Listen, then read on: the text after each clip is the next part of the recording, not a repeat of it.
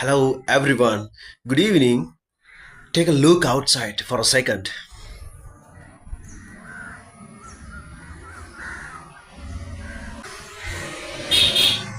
It's definitely a stay in a bed kind of morning.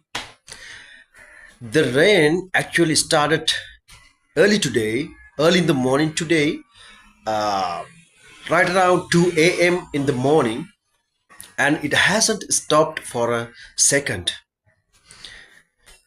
Right now, the sky is very dark and heavy. It's been a steady drizzle all morning, but judging by those thick clouds,